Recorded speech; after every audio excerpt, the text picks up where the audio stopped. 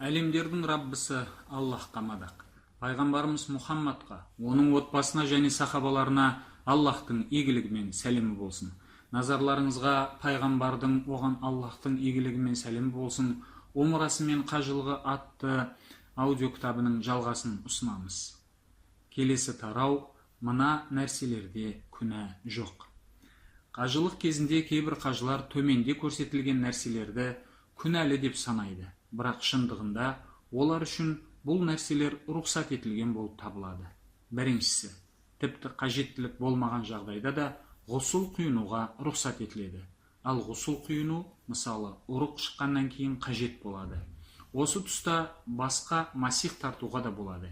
Екі сахихта және басқа да хадис жинақтарында Абдуллах бин Хунайннан, Абдуллах бин Аль-Аббас пен Әл-Мисуар бин Махрама Абуа деген жерде болған кездерінде бір мәселе бойынша пікірлері келіспегені туралы жеткізіледі. Абдуллах ибн Аббас ихрам халіндегі қажы басын жуа алатынын айтты.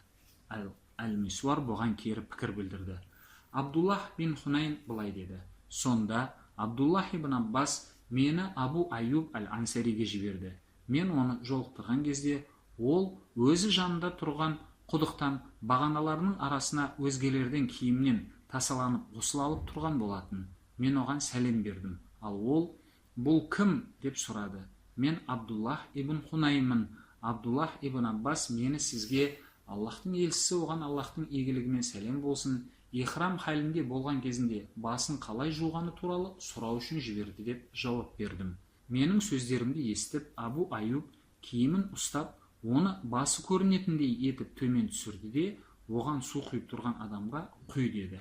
Әрі әлгі кісі оның басына су құя бастады. Кейін ол басын екі қолымен ысқалай бастады да, кейін мен пайғамбардың да, оған Аллахтың игілігімен сәлемі болсын, тура осылай істейтінін көрдім деді. Бұл хадистің Муслим жеткізген нұсқасы Әл-Мисуардың Ибн Аббасқа мен енді ешқашан сенімен айтыспаймын деп айтқан сөздерімен аяқталады. Әл-Байхақи Ибн Аббастан Хасан иснадпен келесі хабарды жеткізеді. Кейде Омар ибн Аль-Хаттаб, Аллах оған разы болсын, біз екеуміз ихрам халінде болсақ та маған кел суға сүңгейік те, қайсымыз ауасыз көбірек тұратынымызды білейік деп айтатын. Сондай-ақ Абдуллах ибн Умар да Асим бин Умар мен Абдурахман бин Зайд теңізде болған кездерінде бір-бірінің басын суға батырып, суға сүңгейтінін, ал Омар оларға қарап, оларға сөгіс білдірмейтінін жеткізген. Екінші, күнәлі емес істерден басты қасуға рұқсат етіледі. Тіпті егер осының нәтижесінде бірнеше шаш түссе де, бұған Абу Айюбтың жоғарыда келтірілген хадисі айғақ болады.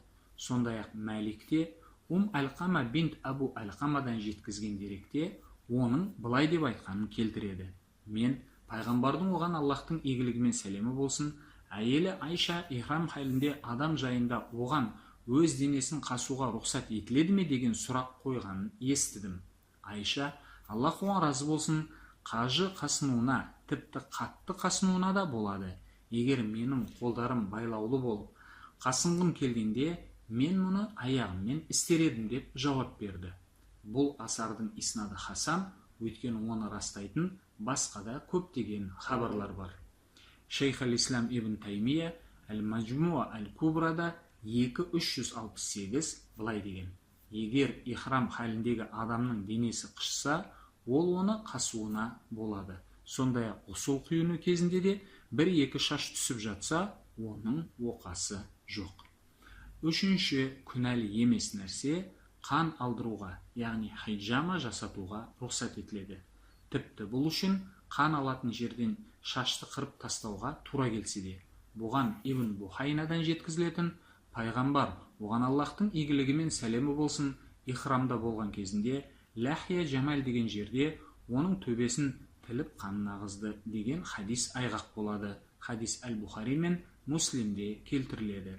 Шейхул Ислам ибн Таймия өзінің Әл-Манасик атты еңбегінде 2338 егер ихрам халіндегі адамның денесі қышса, ол оны қасуына болады. Сондай-ақ ол басы мен денесінің басқа жерлерінен қан алдыра алады. Егер осы үшін шаштың қандай да бір бөлігін қыру қажет болса, онда бұл сахихта келтірілетін хадисте сәйкес рұқсат етіледі деп осы жерде хадистің мәтінін келтіреді. Әрі қарай ол былай жалғастырады: өйткені қан алдыруды тек шаштың қандай да бір бөлігін қыру арқылы ғана жасауға болады ғой. Сол сияқты ғұсыл құйынғанда да бірнеше шаш түсіп жатса, оның оқасы жоқ. Тіпті осы нәрсе дәл ғұсыл алу кезінде орын алды деген мығым сенім болса да. Ханбали мазхабының ұстанымы осындай. Бұл туралы Әл-Муғниде 306 айтылатындай. Алайда ол жерде әрі қарай былай деп айтылған: бірақ бұл адам өтемақы болатын амал, фидия жасауы керек. Тура сол туралы имам Мәлик те басқа ғалымдар да айтатын. Ал Ибн Хазм олардан айрықша осы хадисті келтіргеннен кейін 7.257 ол оған Аллахтың игілігімен сәлем болсын айыппұл немесе фидия төлеу туралы хабарламаған. Егер бұл міндетті болғанда, онда пайғамбар оған Аллахтың игілігімен сәлем болсын бұл мәселені назардан тыс қалдырмайтын еді. Өйткені қалың шашқа ие болған пайғамбар оған Аллахтың игілігімен сәлем болсын ихрам кезінде басты қыруға деген тыйымды бізге жеткізді ғой. Төртінші күнәлі болмайтын істерден хош иістер иіскеуге және сынған тырнақты алып тастауға рұқсат етіледі. Ибн Аббас, Аллах оларға разы болсын, ихрамдағы адам ғұсыл құйыну үшін моншаға кіруіне, кісін алдыруына, хош иістер иіскеуіне және сынған тырнағын алып тастауына болады деген. Әрі қарай ол былай деп жалғастырған: сендерді қинайтын нәрсені алып тастаңдар, өйткені ақиқатында ұлы әрі құдіретті Аллах сендерге жапа шектіруді қаламайды. Бұл асарды Әл-Байхақи 5.62-63 сахих иснат арқылы келтірген. Тура осындай пікірді Ибн Хазм 7.246 ұстанған. Имам Мәлик өз кезегінде Мұхаммад бин Абдуллах бин Абу Мариямның оның бірде ихрам халінде болған кезінде Саид бин Әл-Мусайибтан өзінің сынған тырнағы туралы сұрағанда, Саид оған оны кесіп таста деп айтқанын жеткізген. Бесінші күнә болып саналмайтын нәрселерден күннен шатырдың немесе палатканың ішінде, қол шатырдың астында, машинаның ішінде паналауға рұқсат етіледі. Ал қажыларды таситын автобустардың шатырын алып тастау керек деп есептейтін кейбір мұсылмандарға қатысты айтар болсақ, мұндай әрекеттер дінде әлемдердің Раббысы тыйым салған шектен шығушылық пен артық кетушілікке жатады. Мысалы, Аллахтың елшісі, оған Аллахтың игілігімен сәлемі болсын, сахабаларына Намирада өзіне арналған шатыр орнатуды бұйырғаны және өзі кейін соған тоқтап орналасқаны сенімді түрде жеткізіледі. Бұл туралы 57-58 тармақтарда айтылатын болады. Сол сияқты Әл-Хусейн, Аллах оған разы болсын, келесі хадисті жеткізген: мен Аллахтың елшісімен, оған Аллахтың игілігімен сәлемі болсын, бірге оның қоштасу қажылығында кезінде қажылық жасап жүргенімде оның жанында Усама мен Билалді көрдім. Пайғамбар оған Аллахтың игілігімен сәлемі болсын, үлкен бағанаға, Джамаратул Әл-Ағабаға тас лақтырмайтынша олардың біреуі оның түйесін жетектеп, ал екіншісі оны өз киіммен аптаптан бүркеп жүрді. Бұл хадисті Муслим мен Әл-Байхақи келтіреді.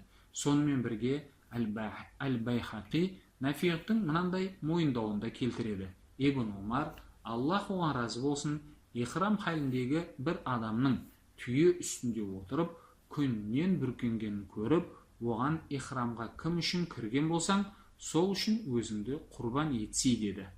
Ал бұл асардың басқа бір нұсқасында Ибн Умар ихрам халінде болған және күннен бүркенген Абдуллах ибн Рабияны көргені туралы айтылады.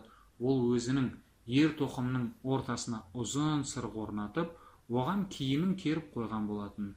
Ибн Умар оны кездестіргенде мұны оған тыйым салды. Осы екі асарға қатысты мен, яғни Шейх Әл-Әлбани редактордың ескертпесі, былай деймін: Ибн Умарға Әл-Хусейннің жоғарыда келтірген хадисі жетпеген болуы мүмкін. Өйткені Оның тыйым салған нәрсесі Аллах елшісінің өзі. Оған Аллахтың игілігі мен сәлем болсын істеген нәрсеге қайшы келіп тұр. Осыған байланысты Әл-Байхақи былай деген: сахабаның айтқан сөздері мен істеген амалдары туралы асар осындай. Алайда әл-Хусейннен жеткізілетін Аллах елшісінің, оған Аллахтың игілігі мен сәлем болсын, өзінің іс-әрекеттері туралы куәлік беретін хадис сахих болып табылады. Бұл басымдық әл-Хусейннен жеткен хадисте, әрі соны басшылыққа алу керек дегенді білдіреді. Әл-Байхақи осы хабарды келтірген тарауды ихрам халіндегі адам өзінің басына тимейтін кез келген затты қолданып көлеңкеде паналауына рұқсат етіледі деп атағаны да жай емес. Мен, яғни шейх Әл-Әлбани редакторының ескертпесі былай деймін: жоғарыда баяндалғанның барлығынан оқырманның өзі де шейх Әл-Ислам ибн Таймияның ихрамдағы адамға, ол кім үшін ихрамға кірген болса, соған өзін құрбан етуі ең абзал болып табылады. Өйткені пайғамбар, оған Аллахтың игілігі мен сәлем болсын, және онымен бірге қажылық жасаған сахабалар солай істеді деген сөздері қате екенін түсіне алады. Алтыншы, күнәлі болып саналмайтын нәрсе қажы өзінің изарын, яғни белінен төменгі жағын орайтын матаны арнайы белбеумен немесе жай белдікпен немесе қажеттілік болған кезде оны түйіндеп байлау арқылы ұстауға рұқсат етіледі. Ихрамдағы адамға сақина, сағат, көзілдірік киюге рұқсат етіледі. Өйткені осыған тыйым салатын хадистер жоқ, және осының рұқсат етілетінінен нұсқайтын кейбір хабарлар бар. Мысалы, бірде Айшадан, Аллах оған разы болсын, қажылардың белдік тағып жүруі туралы сұрағанда, ол: бұда не жамандық бар? Қажы өз ақшасын сенімді түрде сақтасын деп жауап берген. Бұл асардың иснады сахих. Табиғиндердің бірі болған атадан жеткен тағы бір асарда қажы жүзік тағуына және белдік қолдануына болады деп айтылады. Бұл асарды Әл-Бухари таалиқ түрінде келтіреді. Мен, яғни шейх Әл-Әлбани редактордың ескертпесі былай деймін: сағат пен көзілдірікке қатысты айтар болсақ, бұған тыйым салатын мәтіндердің болмауы себепті сақина мен белдік киюге рұқсат етілгендей, оларды да киюге рұқсат етіледі. Аллах тағала өзінің қасиетті кітабында: ал Раббың еш нәрсені ұмытпайды деп айтады. Мәриям сүресі 64-ші аяттың мағыналық аудармасы. Аллах сіздерге жеңілдік қалайды, әрі ауыртпалық қаламайды. Ендеше Аллах сіздерді тура жолға салғаны үшін оны ұлықтаңыздар, бәлкім шүкірлік етушілерден боларсыздар. Шауал айының 15-ші күні, хиджраның 1384 жылы, 17-ші ақпан 1965 жыл. Редактордың ескертпесі: Дамаск, Мухаммад Насыруддин Әл-Әлбани.